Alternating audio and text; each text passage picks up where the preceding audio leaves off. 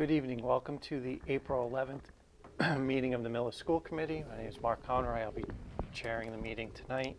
Mr. Catalano is unable to attend tonight.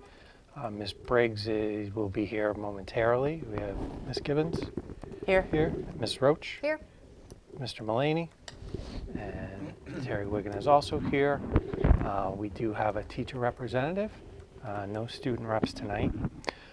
Before we get to that, I'll start by announcing that this meeting is being recorded and can be viewed on Mondays at 7 o'clock on Comcast Channel 8 or Verizon Channel 37. All meeting videos are also posted to the Millis Schools website under School Committee. All videos are also available on YouTube. All school committee minutes and agendas can be found on the school committee page of the Millis Public Schools website. Persons wishing to speak during open session must sign in before the meeting starts.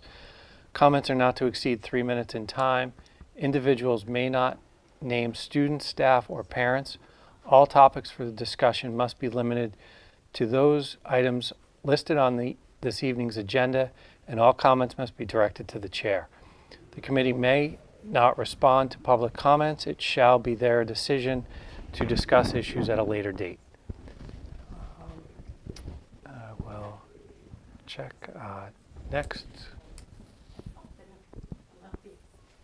All right, do we have anybody signed in for open session? All right. And then I'll just go out of order quickly. Why don't we jump to teacher representatives? School piece. Good evening. How are you? hello. All right. So, coming out from the CFB, Annette Tucker and Marissa Berder, had a fabulous dance assembly last week on Thursday. They had all the students from all the grades in the gymnasium dancing and presenting, and for all accounts, it was a fabulous experience for everybody. The 5th grade coding club has completed their 12-week workshop. Julianne Roy, who's a junior at the high school and one of our STEAM scholars, taught herself Python programming so that then she could plan this workshop for the 5th graders, and this was part of her honors computer science project.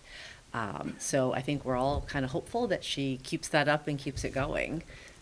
More programming, the better. The 3rd and 4th grade students have been participating in their ELA MCAS this Wednesday and Thursday. And the 5th graders completed their ELA MCAS last week.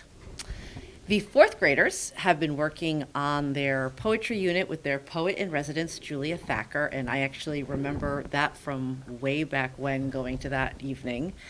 So that's always a really nice thing. The poetry evening will happen in May. The preschool visited Miss Rachel at the Millis Public Library. And overall, the students have been working to earn their bear paws, and there will be a whole school silly sock day this Friday to celebrate how well everyone has been doing. And finally, it is time for kindergarten families to throw their hat in for the Spanish immersion program. So the applications are due by May 4th at 4 p.m. And there will be an interest night, if I'm not mistaken. I don't have this one written down, on April, I want to say the 27th or 28th. I feel like I'm pretty close on that. But if they check the CFB newsletter, they can get the specific date for that. In the middle school, the Kindness Club, which I told you about the last time we met, has had their first field trip to the senior center. So the 6th graders brought with them refreshments, they played games, they did crafts, and they're very excited to go back next month. And they would like to do a big thank you out to Roach Brothers and Cravings for their donations for the events. The 8th grade had their Step Up Club and Activity and Transition Night last night, so a big kudos to the high school guidance staff for pulling that together. We kicked off with a Club and Activities fair in the cafeteria from 6 to 6:30, and then there was a presentation in the auditorium that basically went through what's it going to be like to come down the stairs and become a high schooler. And I have to say that, the attendance was definitely, I think people are finally starting to come back out for events again because the attendance was pretty strong, I have to say. The 5th graders then on the next day went on their 8th grade field trip to Boston. So they got to go to the State House, and then they attended a game at Fenway Park, which apparently they watched the Pirates playing the Red Sox, I'm assuming, and I don't actually know, but I'm not sure the Red Sox won that. I don't think so. But they said they had a good time anyway. So it was nice to get back to some normal 8th grade end of year activities. I remember the trauma when the 8th grade activities got cut off and they were never to be had. So there's still an 8th grade semi-formal dress sitting in my closet at home. Yep, it's okay. It's a fun reminder. So we also had a fun March Madness event in the middle school. So it was in conjunction between Mr. Carter in the library and the ELA teachers. And so they did a readathon. And I guess the prize was you got to tape teachers to things. So, Miss Sicardo's homeroom. That can go really wrong. Yeah, well, they're the middle school. Miss Sicardo's homeroom beat Miss Shockley's homeroom with a remarkably close showdown of 250 hours read in 8 days, so that's 15,000 minutes compared to the 14,000 minutes in Miss Sicardo's homeroom. So Miss Sicardo got taped to the pole out on the bus platform. There are some lovely pictures of that in the newsletter if you'd like to see it. It was the bright duct tape. When I was a kid, we just had that silver gray duct tape, but now it's much more exciting. We had some individual top readers. Josie B. read 183 hours in the month of March, which is quite impressive, and she got to tape Miss Robinson to a pole. The teachers are very good sports, and the students like to say a big thank you to the teachers for being willing to go along with this. Ultimately, the middle school logged over 200,000 minutes of time read in the month of March. So that's pretty impressive. And then last week on Wednesday the 5th as well, the 6th grade students hosted a civil rights museum for their classmates, teachers, and administrators. So they encompass all sorts of rights, from the marches in Washington to the Americans with Disabilities Act. And so I believe, but don't quote me, that this is part of sort of the new civics infusion into the curriculum. So apparently that was a fun event for all as well. At the high school, on Friday, March 31st, Miss Siemba took Wilson Copese and Sophia Rubalcaba to the State House for the 76th Annual Massachusetts Student Government Day. So the students got to serve as senators, and I would be remiss if I didn't mention I've got a great picture of my kid sitting at one of the senatorial desks on the chamber floor, so that's kind of exciting. The Lieutenant Governor was there, and then they had Chief Justice Kimberly Budd, as well as the State Treasurer Deborah Goldberg speaking. And so the students had an opportunity to debate bills. And again, I'm going to have to reiterate, like, Wilson came home just glowing because she got to go up to the mic and present her argument. So it was just like an exciting way to get involved in student government. Tomorrow night, we have Night of the Arts, which is actually a K-12 event happening in the cafeteria amongst other places. So it is an art show featuring CFB middle school and high school work. So that's going up from 5 to 12, and then 5 to 12. 5 to 7, and then at 7 is the high school solo and ensemble concert. So it'll just Right. What? That's going till 12. No, I don't think it's going to 12. I put my requests in early. But the kids are very excited about the solo and ensemble concert. They've been talking about their pieces. Mr. Bigelow has taken advantage of the nice weather and taken his AP Hug class out to use sidewalk chalk to model the 3 types of urban models. So the concentric zone model, the sector model, and the multiple nuclei model. So if you happen to kind of come by the bus platform this week or last week, you'd see these beautiful chalk drawings out there. And then last Thursday evening, Abena had put on her cultural concert, which was really a fabulous event. Bob was there. It was a pretty impressive crowd for a Thursday night in April in Millis. She raised over $1,000, which she is hoping to put forward to making this kind of an annual event moving forward. And she had a blues set by Willie Laws. She had flamenco dancing with audience participation. She had a gentleman doing Cape Verdean song. Mr. Femino, Mr. Cravey got up to lead a sing-along with Abena. And then we had a Brata. Oh dear. We had a Bratna Natyam dancer from Holliston, and just for a fun side note, that's actually what I minored in college, so it was really cool to see that up on stage. And then they rounded it out with a set by Giancarlo, I'm not going to do well with this, Buscalia, and he had a really sort of a nice cultural and singing. There was an interlude of various and sundry cultural food items baked and donated by a lot of people. And Abena wants to be sure that everyone knows that Roach Brothers in Middlesex really underwrote the cost of this. So, I mean, the quality of performance was excellent because she was able to compensate them in part. So that is what I leave you all with this evening. Awesome. Thank you very much. Thanks. Stephanie. All right, and we'll jump back to action items. First, consideration to approve the minutes from March 28th. Mr. Chair, Ms. Givens. I make a motion to approve the 3/28 school committee meeting minutes. Second. Moved and seconded. All in favor? Aye. Motion carries. Next, we have consideration to approve to waive rental fees for the Dave Fallon's girls AAU basketball program for the spring and his Millis Pride basketball week camp July 10th to the 14th. We also have, as we can just talk about them all together, consideration to waive a rental fee for Paul Adams' boys basketball camp in June. Mr. Chair, Yes. did we find out the amount of money that is being waived? Because I Yeah. think this was on our last. Yeah, it was in the, Yeah. it was in Bob's. It's, so for the Millis, the boys' basketball week, the amount of fees waived would be, the gym fees waived would be $1,560. The boys' program would pay the custodial fees on June 19th, because that's a holiday. So they're aware of that, and they're picking up the custodial fees on that day because the custodians wouldn't normally be in the building, in the amount of $587.74. Girls' Pride Week would be, gym fees waived would be $1,690. And the AAU is, I think it comes out to 12 weeks of practice over at the Clyde Brown, and that would be $312 of one practice week. And again, I would recommend approving these. They're Millis kids for the most part. The AAU may have some non-Millis kids, but it's predominantly Millis kids involved.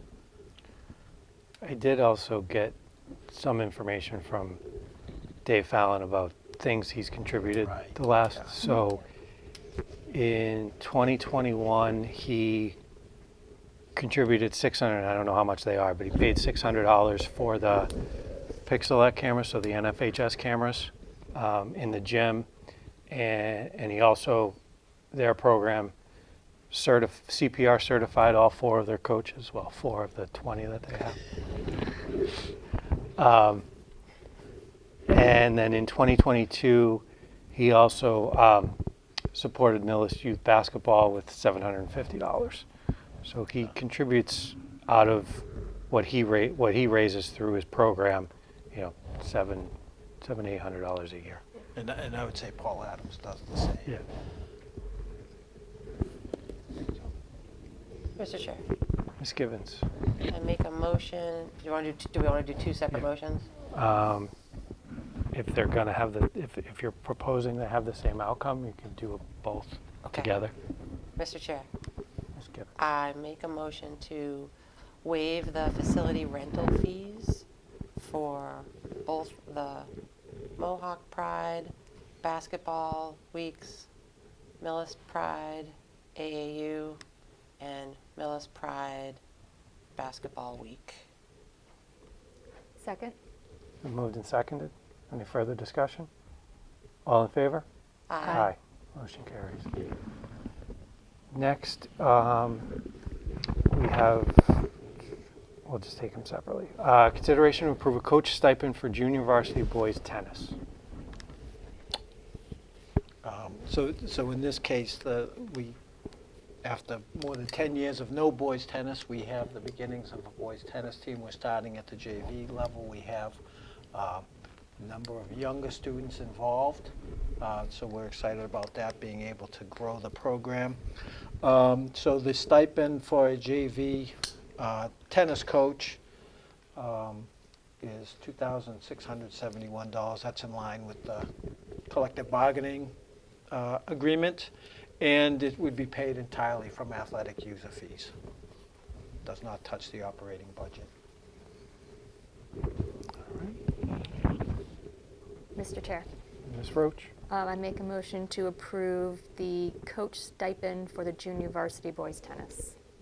Second. Moved and seconded. All in favor? Aye. Aye. Motion carries. The next one we have is consideration to add one additional step one assistant coach for the track coach for the 2023 spring season. Again, we had talked about this at the last meeting, but we didn't have the specific stipend amount from the contract. So this an assistant track coach step one stipend is $2,465. Again, we have over 100 kids doing track this year, so we need some extra supervision. And again, this stipend would also be paid for entirely from user fees. Mr. Chair, Ms. Gibbons. I make a motion to approve the stipend of $2,465 for an assistant track coach. Second. Been moved and seconded. All in favor? Aye. Motion carries. Thank you. Stop track. Go. All right. Yeah.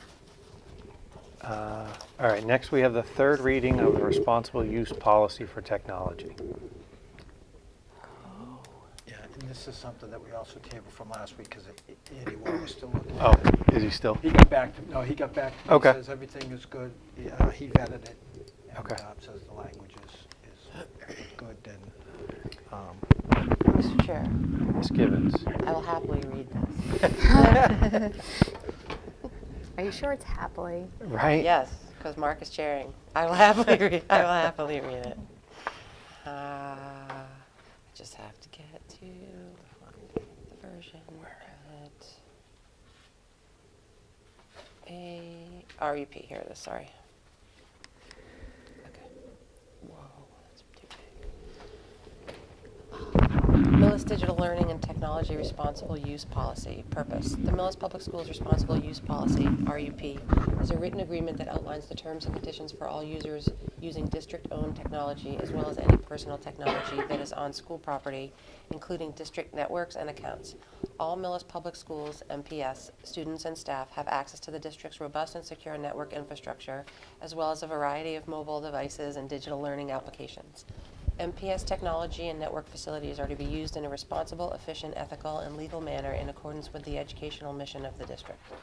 This RUP helps protect our district network and technology, as well as comply with legislation including the Children's Internet Protection Act, CIPA, Children's Online Privacy Protection Act, COPPA, Family Educational Rights and Privacy Act, FERPA, and Massachusetts Public Records Law. This RUP also clarifies the educational purpose of district technology. Goal. The goal of the Millis Public Schools is to promote innovation and educational excellence for all learners, pre-kindergarten through our post-high school transition program. To achieve this goal, the network must provide high-quality information and communication resources to the educational community in an equitable, cost-effective manner, while promoting a safe and secure environment for use of the network and respect for the individual rights of all users. Users. Primary users of the Millis Public Schools network are teachers, administrators, other educators, and students.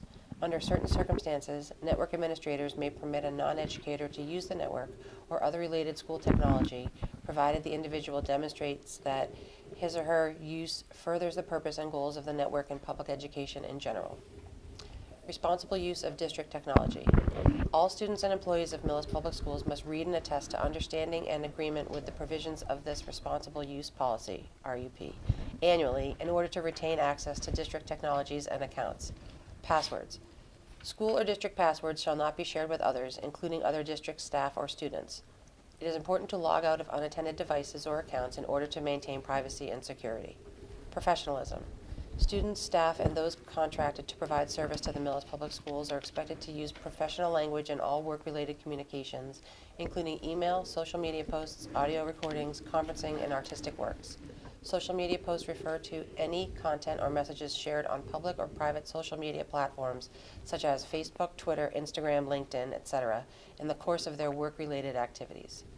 MPS technology may not be used for commercial activities, gambling, political lobbying, or product advertisement when not directly related to the educational purposes of MPS. Students, staff, and those contracted to provide service to the Millis Public Schools are responsible for modeling and actively practicing positive digital citizenship. What students, teachers, and others employed by MPS do and post online must not disrupt school activities or compromise school safety and security. Privacy. Users should have no expectation of privacy regarding their use of MPS equipment, network, and/or internet access or files, including email. The district will only review electronic mail transmissions on an individual basis if there is a determined need to examine that particular information. Do not share personal information about students or employees, including but not limited to names, home addresses, date of birth, telephone numbers, student ID numbers, employee numbers, and visuals. The transfer of student information should be only through approved district information systems. Email is not a secure method for transmitting student data. All students, staff, and those contracted to provide services to the Millis Public Schools are responsible for protecting students' data privacy by only using digital learning applications and websites that have been vetted and approved by use for the school district. Cyberbullying. Bullying in any form, including cyberbullying, is unacceptable both in and out of school. Students, staff, and those contracted to provide service to the Millis Public Schools are expected to report all cases of known or suspected bullying to the building principal or a district administrator. Security. All users are responsible for respecting and maintaining the security of district electronic resources and networks. The district network and district technology may not be used to obtain unauthorized information, attempt to access information protected by privacy laws, or impersonate other users. Bypassing security settings and filters, including through the use of proxy servers, is strictly forbidden. The use of illegal software or files, including unauthorized software or apps, on any district device is prohibited. Students, staff, and those contracted to provide service to the Millis Public Schools are expected to report any observed security concerns, such as websites that should be blocked or filtering that doesn't seem to be working properly. Students, staff, and those contracted to provide service to the Millis Public Schools must report any suspected password or network breaches to their relevant administrators and the technology services team. Equipment and network safety. Students, staff, and those contracted to provide service to the Millis Public Schools are expected to use all reasonable precautions when handling district equipment. Students, staff, and those contracted to provide service to the Millis Public Schools are expected to promptly report technical issues to the technology services team. Students, staff, and those contracted to provide service to the Millis Public Schools are expected to use caution when downloading files, opening emails, clicking on links, or opening attachments, as these could be phishing attacks containing viruses or malware that may impact our district network and security in significant ways. Vandalism in any form is prohibited and must be reported to an appropriate administrator or the technology services team. Vandalism will result in the cancellation of privileges, disciplinary action, and possible legal action. Vandalism in this instance is defined as any malicious attempt to harm or destroy computer system, hardware, and/or user data on our network or other networks on the internet, and includes but is not limited to the downloading, uploading, or creating of computer viruses. Tampering with computer security systems will be considered vandalism, destruction, and defacement of school property. Data storage. The district provides students and employees with a Google account for storing and managing school-related files and content. Students and employees should use a personal account for storing and managing personal files and content. Personal data, files, images, and content should not be stored on district devices. The district may re-image any device at any time to maintain equipment in good working order. Personal information from a district device risks being backed up or stored on district storage systems, which may be subject to subpoenas or information requests. Inappropriate material. Students, staff, and those contracted to provide service to the Millis Public Schools may not seek out, display, or circulate material that is hate speech, discriminatory, harassing, sexually explicit, or violent while at school or while identified as a district employee. Exceptions may be made in an appropriate educational context. The use of the district network for illegal, political, or commercial purposes is strictly forbidden. Transmitting large files that are unrelated to district business and disruptive to the district network is prohibited. Copyright and trademarks. Intellectual property rights must be respected. Copyright guidelines must be observed when using the work of others. Downloading or use of illegally produced, obtained music, video, imagery, software, apps, and other works is prohibited. Plagiarism of any kind is strictly forbidden. MPS logos and symbols are for school district use only. Communications and compliance with public records law. In order to comply with the Commonwealth's public records law, employees and appointees must only use district-approved resources and accounts when communicating with students, staff, and families or guardians, or conducting school business.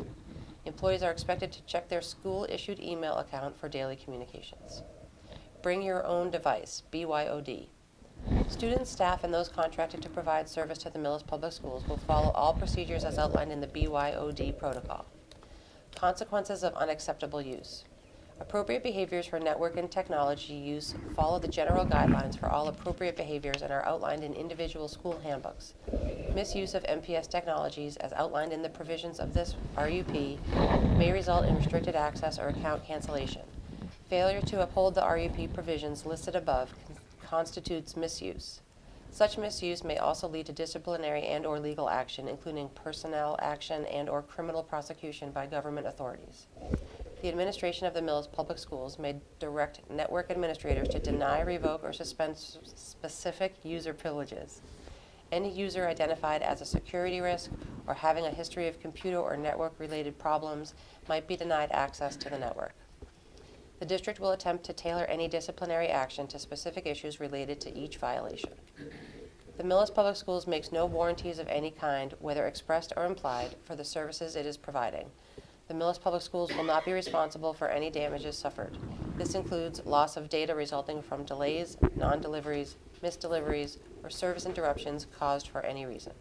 Disclaimer: MPS makes no guarantees about the quality of the services provided and is not liable for any claim, losses, damages, costs, or any obligations arising from the use of the network or district accounts. Users are responsible for any charges incurred while using district devices and/or networks. MPS also denies any liability for the accuracy or quality of the information obtained through user access. Any statement accessible online is understood to be the author's individual point of view and not that of the district, its affiliates, or employees and appointees. Attestation. I have read and attest to understanding the provisions of this responsible use policy, RUP. My signature below attests to my agreement to abide by the provisions of this responsible use policy, RUP. Employee/student signature, employee/student printed name, parent signature, parent printed name, date. Thank you very much. I will now take a motion to approve the policy as read. Mr. Chair, Ms. Gibbons. I make a motion to approve the responsible use policy, Millis Digital Learning and Technology Responsible Use Policy as presented. Second. Moved and seconded. All those in favor? Aye. Motion carries. All right, and we had an item here that I think came on late, so we're going to table it. We have nothing for time and learning. Next in the chair report, the MSB project update. Denise, is there any? We pulled. No, we pulled it. Did you send No. an email? Okay. Steve, yeah, we pulled. Yeah. Yes. No. You're gonna be going up there soon. Don't go far, Terry. MSBA project update? Yep, MSBA project update. We are in a little bit of holding right now. So the MSBA has the draft version of the documentation that they require as part of the owner's project management process. And they have a roughly 2-week review process that they go through, and then we can start the process. So we needed to be invited into the feasibility study phase, which we were. The select board needed to approve that, which they did on 3/27, and then we needed to get to MSBA an updated version following the approval of the feasibility study.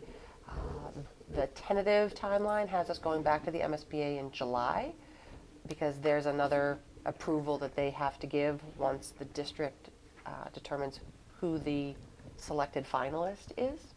So if all goes well, we go to the MSBA board in July, we bring on a project manager likely in July, and then the next step after that would be to bring in a design and engineering firm. And that is typically the beginning of a 2-year cycle of feasibility study timeframe. So I know that the town treasurer had asked superintendent if we had expected to incur any costs in the current fiscal year. We won't be incurring any costs during this fiscal year. So anything that will be incurred will start July at the earliest. One question, not related to this project, but for the Clyde Brown, I saw an email today that the town's going to be reimbursed funds. Can you clarify what that? Sure.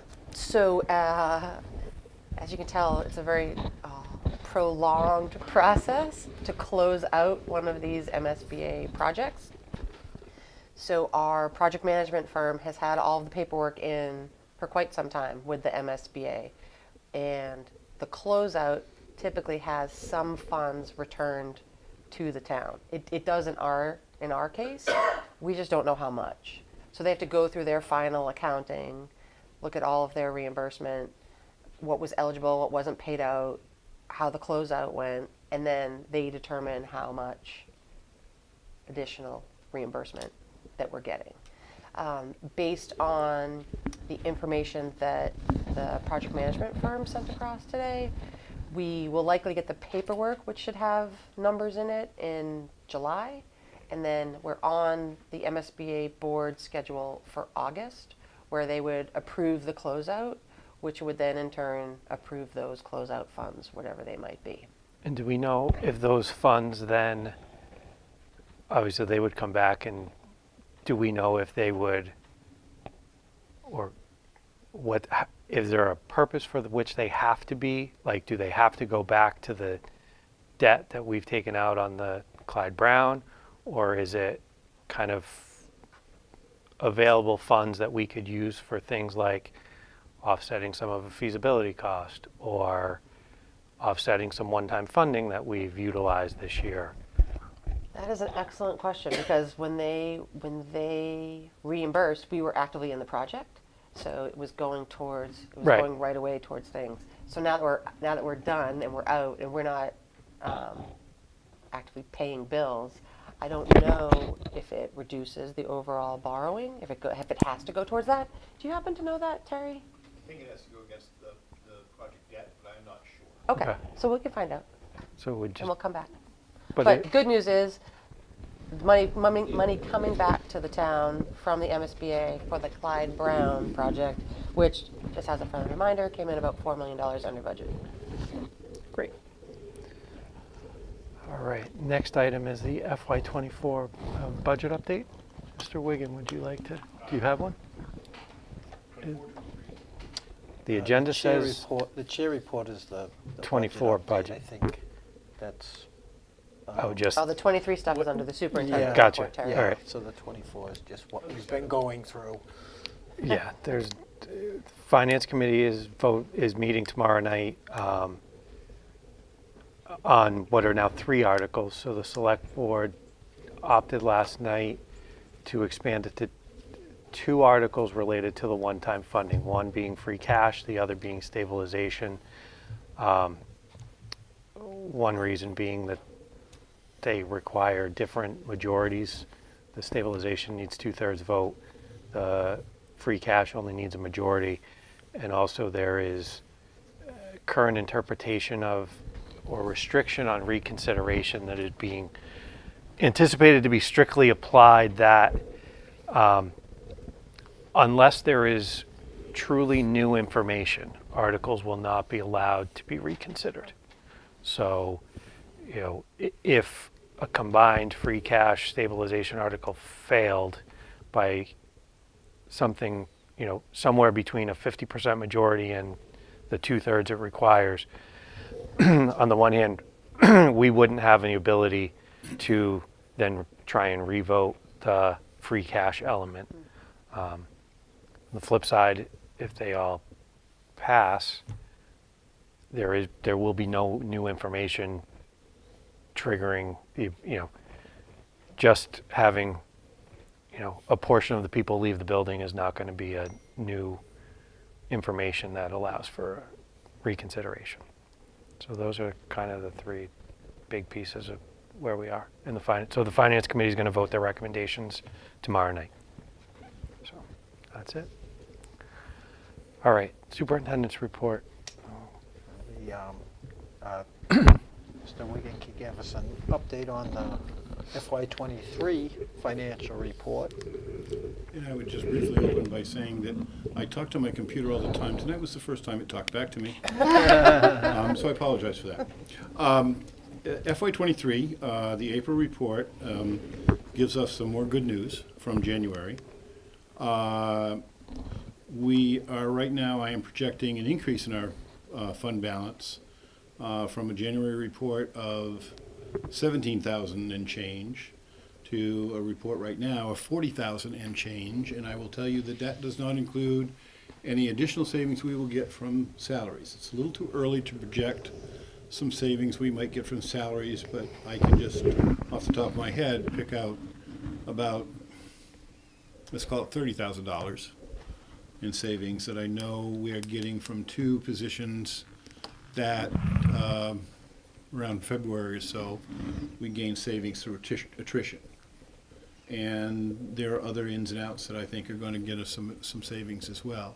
What I am hopeful for is that we will get savings that will allow us to do some prepayment of tuitions for the first time in a long time. In a difficult budget year, that can make a difference in doing some things. So the budget, I think, right now is for FY23 is in good shape. And I'd be happy to answer any questions. Nobody wants to ask any questions because you don't want to jinx it. I don't blame you. They did a nice job of laying it all out in your memo. Yes. All right. Any questions? I'm No. good. Nope, All right. not gonna question good news.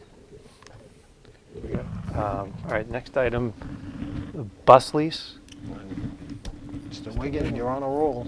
I'm on a roll, well, and then this is one that's a little bit more complex. And I will tell you, I had a meeting today with a vendor, the president of a company actually, who was talking yet another option that may be on the table. But as I pointed out, normally what we do this time of year, because this happens to be the fifth year, is we would do another lease for 5 years for 6 buses.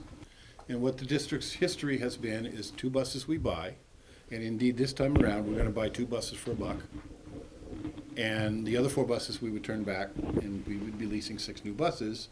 And the idea is the 2 oldest buses we have, we would basically remove those, and the 2 buses we buy, replace them. Our oldest bus is going to come up on its platinum anniversary, as I pointed out. That means it's 20 years old. Unfortunately, the budget difficulties we're facing,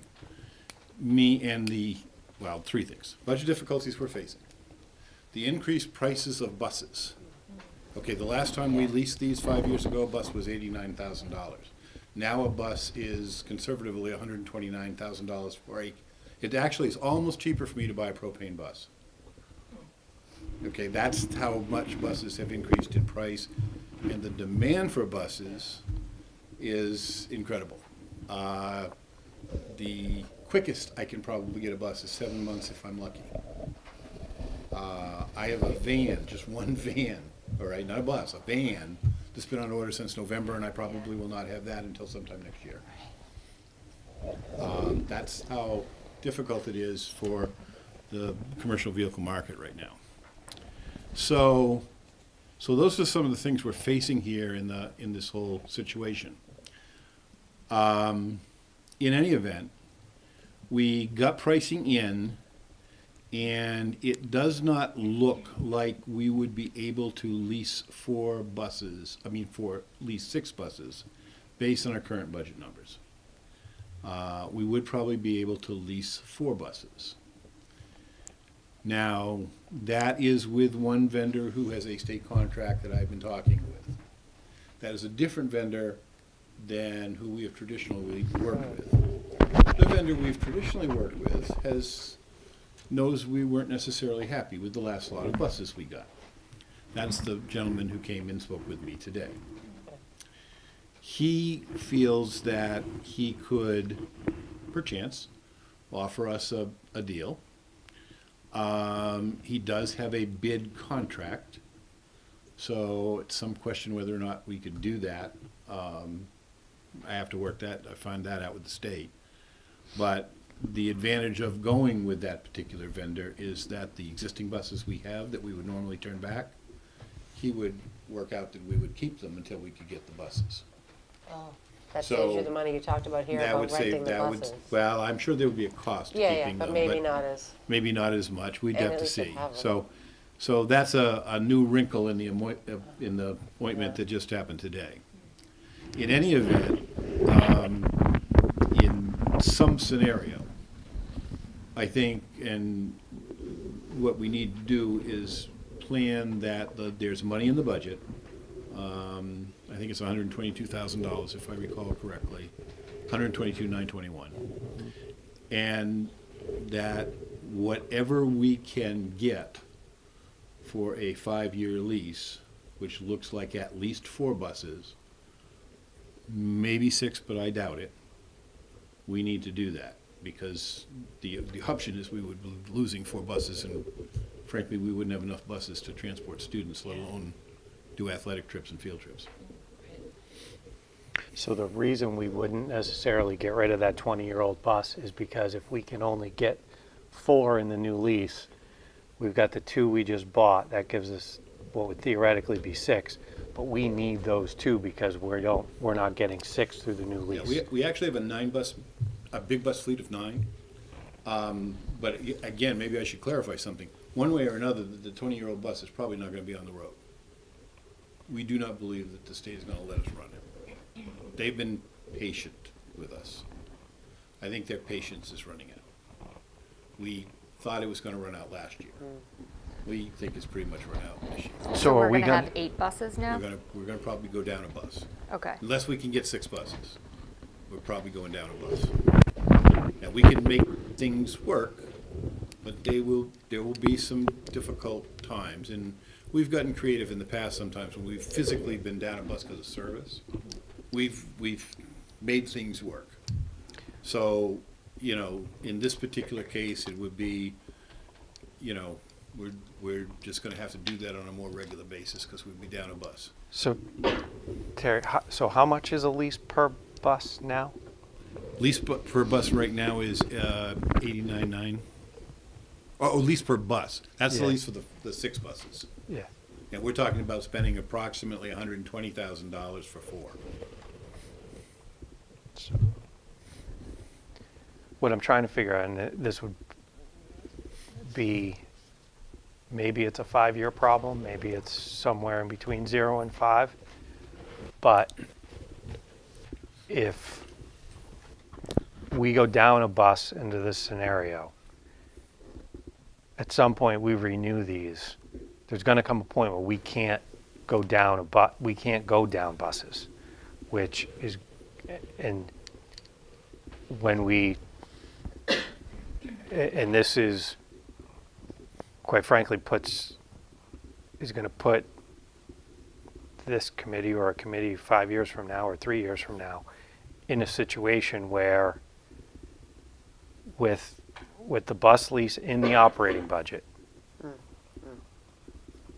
that is a must-fund cost in the operating budget that you are going to have to come up with from somewhere else. So to go back on ancient history, the reason that the leases, whether it's the police cruisers, these curriculum material, ended up as warrant articles is because they used to be budget line items and then shifted out to accommodate other increasing costs. They then got pushed to warrant articles, then became must-fund warrant articles that we've been able to put back in with increased revenue. But, if this was still a must-fund warrant article, we would be going with and it was the 6 buses, the free cash that would be used would be the higher amount. We're now managing to the number in our budget. So let me tell you about the very first question I was asked in my very first school committee meeting.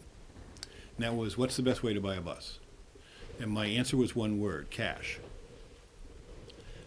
And what I would propose, and this is obviously sort of a long-term plan, is I don't believe in leasing for a small organization like Millis. What I would propose doing is, whether it's 4 buses or 6 buses, that every single one of these buses have the dollar buyout clause. And so that at the end of this lease, this 5-year lease, you're buying all these buses.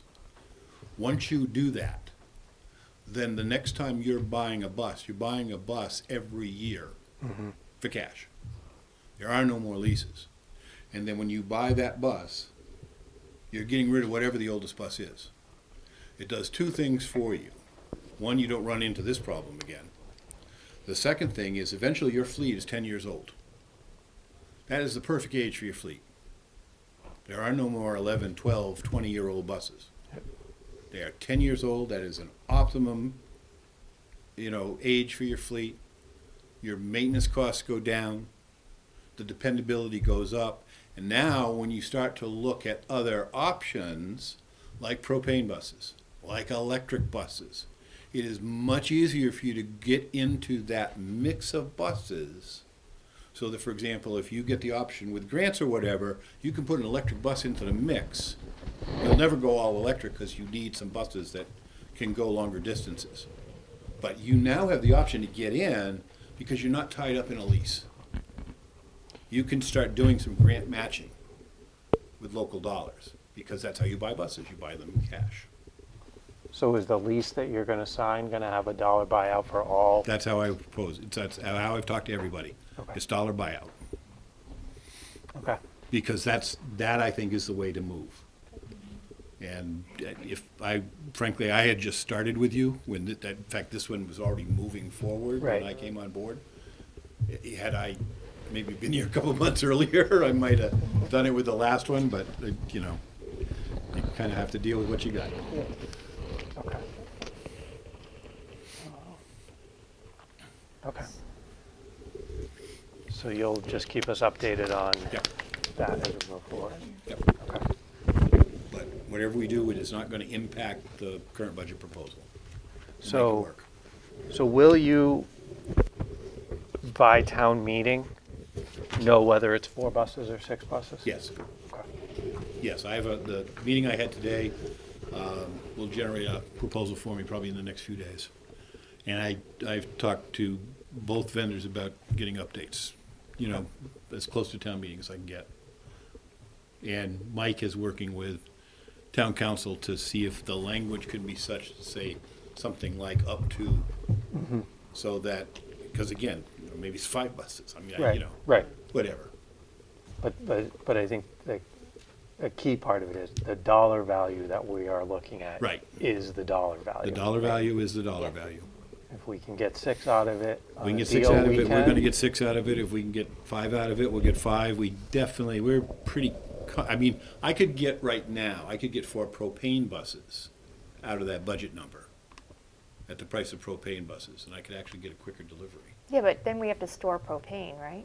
No, again, this is something that would require more work. We'd have to figure out a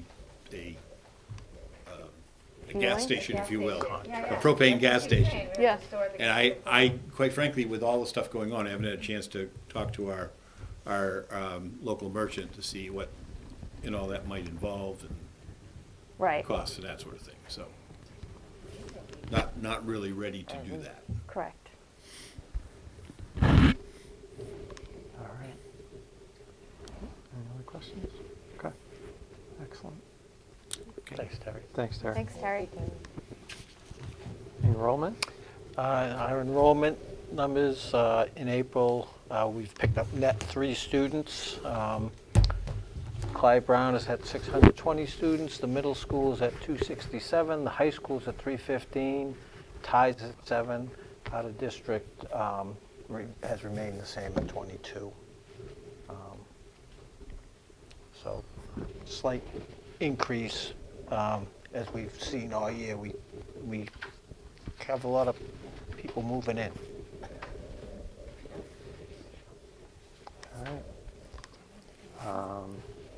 No correspondence, no old or new business. I don't think we have any announcements. So we'll take a motion to go to executive session. Mr. Chair, Ms. Roach. I make a motion to move to executive session. I have to read this whole thing, right? Yep. Millis School Committee will enter into executive session pursuant to MGL 30A 21A1 to discuss the reputation, character, physical condition or mental health rather than professional competency of an individual, or to discuss the discipline or dismissal of or complaints or charges brought against a public officer, employee, staff member, or individual. Or to conduct strategy sessions in preparation for the negotiation with non-union personnel, or to conduct collective bargaining sessions or contract negotiations with non-union personnel. Second. Been moved and seconded. It's a roll call vote. Carrie? Yes. Yes. Robin? Denise? Yes. All right. And we will not be coming back to open session. Our next meeting is April 25th.